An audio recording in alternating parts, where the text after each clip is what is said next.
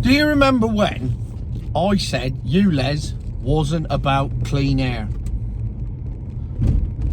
Well, you should do, because bloody hell, some little kid just went flying in front of me on his bike, did completely oblivious. Anyway, that's not the point. Ulez was never about clean air, same as all these clean air zones in the various cities. And I've said it several times in several videos, so it's not like it's open to discrepancy. And so has Jeff buys cars on several occasions as well, because old Sadiq Khan in London is one of the most evil men in the world when it comes to things like this.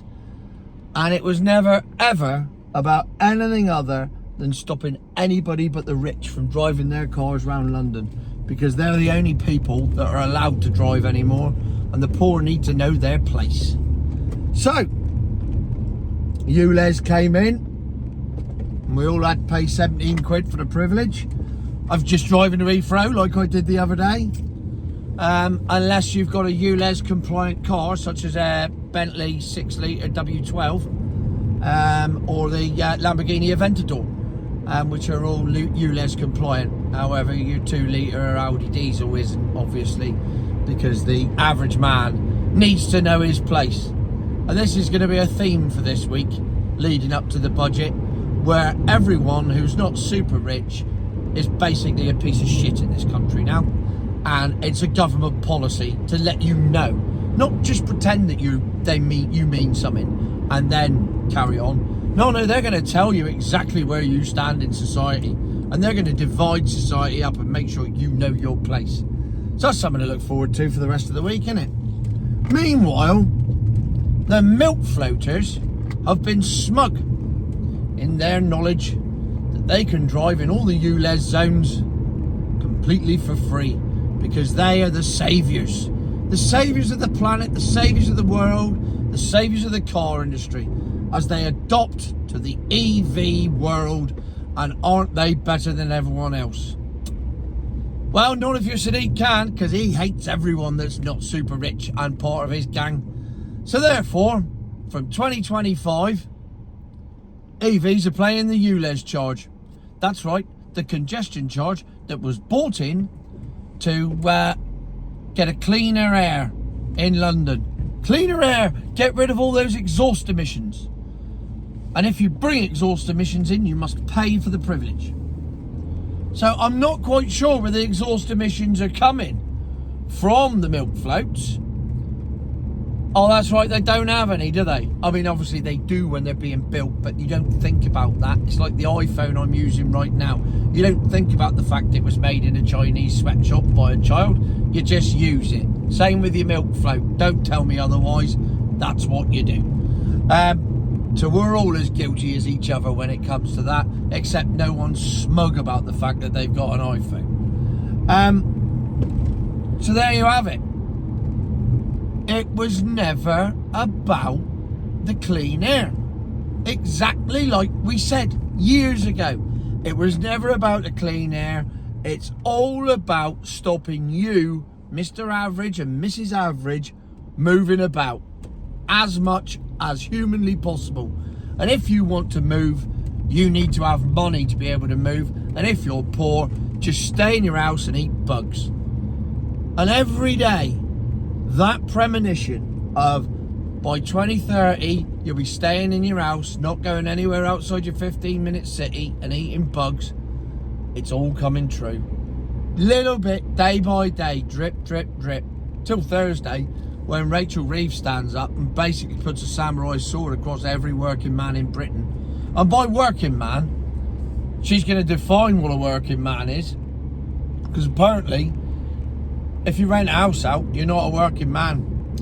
You're a tax-dodging landlord that needs to be screwed into the ground, you dirty bastard. How dare you work for a living and earn money and have a house that you can rent out to pay your kids' way through uni? How dare you?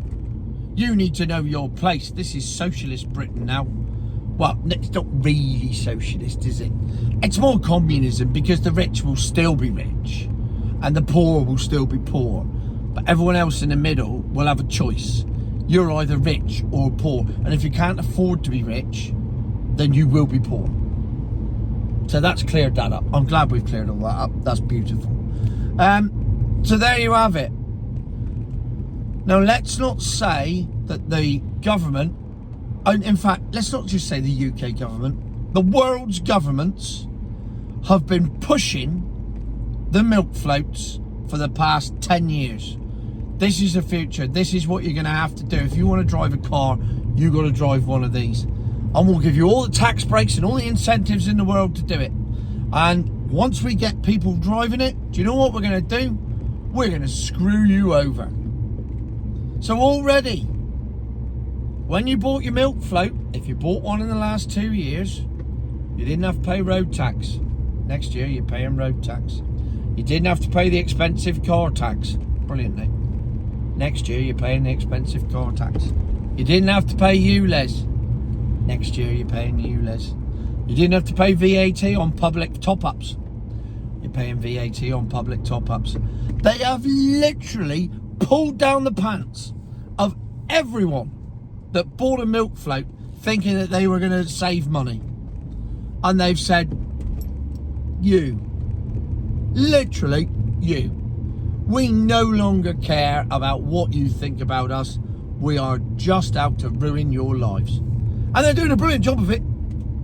And if it wasn't for the fact that so many of them would give me so much abuse, I'd start to feel sorry for the milk floaters, because they've been sold a pup. They've been sold a car that they thought was going to cost them 3p a week for the rest of their lives, save the planet, and let them go anywhere. When in fact, it's the absolute opposite. Wait till geofencing kicks in and your milk float won't even go outside your neighbourhood.